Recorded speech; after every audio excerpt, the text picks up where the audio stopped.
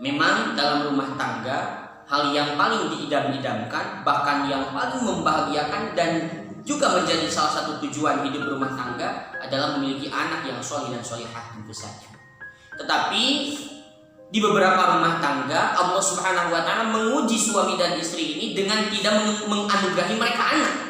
Jadi ya, dalam arti bisa kita sebut terjadi kemandulan dalam rumah tangga, tidak bisa menghasilkan anak hasil daripada pernikahan seorang istri dengan seorang suami. Namun yang disayangkan adalah ketika terjadi kemandulan dalam rumah tangga, seringkali yang disalahkan itu adalah pihak istri.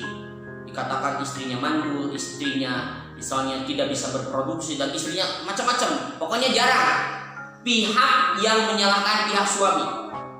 Selalu saja yang dituding salah itu adalah pihak perempuan, biasanya seperti itu, tapi tidak seperti itu pada umumnya, tidak semuanya seperti itu maksud saya. Tetapi seringkali atau di beberapa kesempatan mayoritas yang disalahkan itu adalah pihak perempuan yang dikategorikan atau dikatakan perempuannya mandul, istrinya tidak bisa menghasilkan anak dan sebagainya. Padahal untuk menentukan mandul dan tidaknya seseorang, yang bisa menentukan hal ini tiada lain dan tiada bukan hanyalah dokter atau orang-orang yang ahli di bidang medis. Kita sebagai orang awam yang bukan ahlinya pada bidang itu tentu saja tidak bisa menjustifikasi. Ya, oleh karena itu kalau kita ingin mengetahui siapa yang sebenarnya mandul dalam rumah tangga, apakah istri atau suami, maka sebaiknya jangan mengambil kesimpulan secara individu padahal kita tidak tahu apa-apa soal ilmu tentang hal itu, tetapi tanyakan, silahkan berkonsultasilah kepada dokter untuk mengetahui siapa sebenarnya yang mandul. Tetapi kalaupun memang kita ingin mencari siapa yang sebenarnya mandul dalam hubungan rumah tangga, apakah istri atau suami, maka ingat, tujuan kita datang ke dokter menanyakan hal itu bukan untuk mempersalahkan, bukan untuk memojokkan salah satu pihak. Misalnya dalam rumah tangga, istri dan suami tidak dianugerahi anak, lalu kemudian bersepakat, kalau begitu kita datang saja ke dokter, kita berkonsultasi ke dokter untuk mengetahui siapa yang sebenarnya mandul. Namun ingat, ketika sudah tahu siapa yang mandul, kita mengetahui hal itu bukan untuk dipersalahkan atau untuk dipojokkan. Misalnya anggap saja istrinya yang mandul, lalu kemudian suaminya menyalahkan, suaminya memojokkan, tidak boleh seperti itu. Atau sebaliknya, suaminya yang mandul, lalu kemudian istrinya memojokkan, istrinya menyalahkan suaminya. Kamu itu tidak bisa menghasilkan anak, kamu itu tidak bisa memberikan saya keturunan dan sebagainya. Tidak boleh seperti itu. Lalu apa tujuan kita datang ke dokter seperti itu? Tujuannya adalah untuk mengetahui siapa yang mandul yang pertama, tetapi bukan untuk dipersalahkan, bukan untuk pula dipojokkan. Dan yang kedua, kita cari solusi daripada hal itu. Dengan teknologi yang luar biasa saat ini di bidang kedokteran, tentu saja banyak hal yang bisa kita lakukan untuk bisa merangsang organ tubuh kita yang bisa menghasilkan atau yang bisa membuat kita menghasilkan anak atau dianugerahi anak oleh Allah Subhanahu wa taala. Banyak syariat yang bisa kita tempuh. Maka tempuhlah itu. Selama dibenarkan oleh aturan agama Islam, silahkan ditempuh berbagai macam upaya, berbagai macam saran dokter yang disarankan bagi kita suami istri yang mandul, supaya kita dengan syariat itu dan tentu saja dengan hakikatnya Allah Subhanahu wa taala, kita akan dianugerahi anak oleh Allah Subhanahu wa taala. Tetapi bagaimana kalau misalnya berbagai macam cara sudah ditempuh, dokter menyarankan A ditempuh, B ditempuh, C ditempuh, tapi Allah Subhanahu wa taala belum menghendaki kita atau tidak menghendaki kita untuk memiliki anak keturunan. Maka apa yang harus kita lakukan? Padahal kita ingin memiliki anak keturunan, padahal kita ingin mempunyai generasi penerus yang akan melanjutkan hidup kita, yang akan melanjutkan estafeta perjuangan kita apapun posisi kita. Ya, ingin mempunyai anak keturunan, anak cucu keturunan yang akan membanggakan kita, dan pada akhirnya ketika kita sudah meninggal dunia, mereka lah yang akan mendoakan kita, mengirimkan bacaan-bacaan Al-Quran untuk kita dan sebagainya, yang akan terlahir menjadi anak-anak yang soleh, keturunan-keturunan yang soleh dan solehah. Maka apa yang harus kita lakukan jika hal ini terjadi? Yang harus kita lakukan adalah tetap bersabar. Ya, tetap bersabar. Karena apa? Karena ini adalah takdir Allah Subhanahu wa taala. Yang harus kita sadari adalah boleh jadi kita menganggap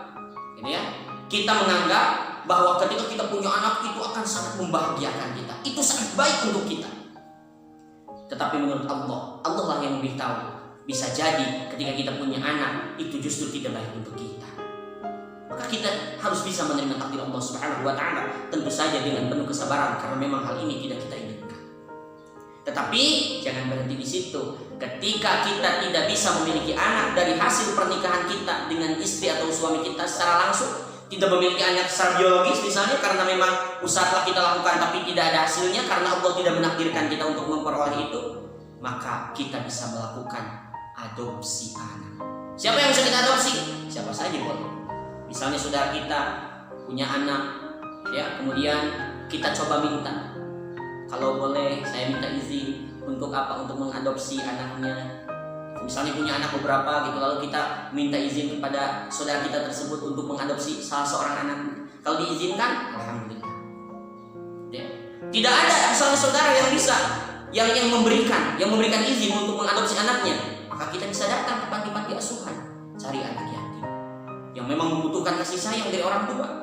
Carilah ke sana. Lalu kemudian kita adopsi anak yang kita cari dari panti yatim, dari panti asuhan. Ya, kita adopsi dari sana. Beda rasanya.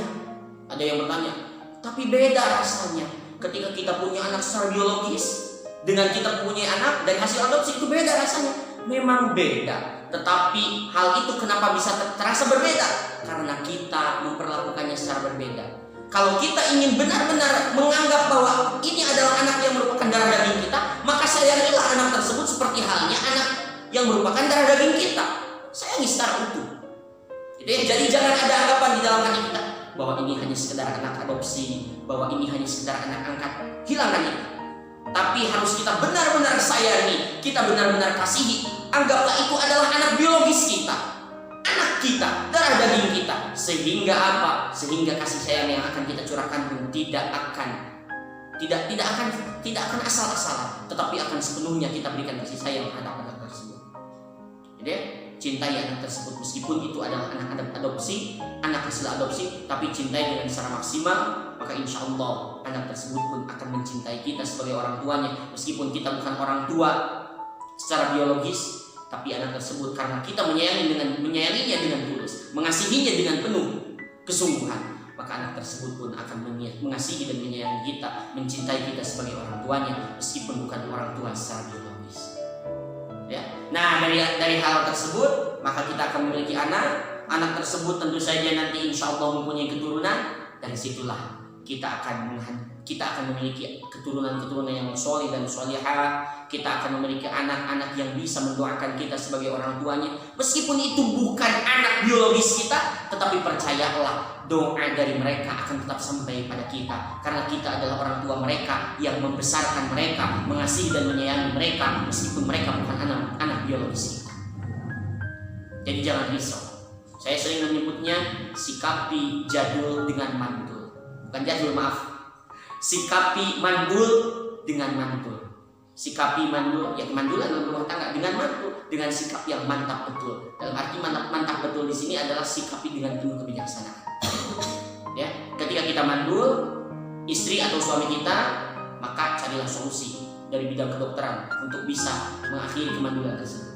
Kalau ada, syukur alhamdulillah. Kalau tidak ada, bersabarlah. Sambil apa? Sambil kita cari anak saudara kita atau anak siapapun yang bisa kita adopsi, kita jadikan anak dengan kita sayangi, kasihi sebagaimana kita menyayangi dan mengasihi anak kita. Maka itu pun sama, insya Allah.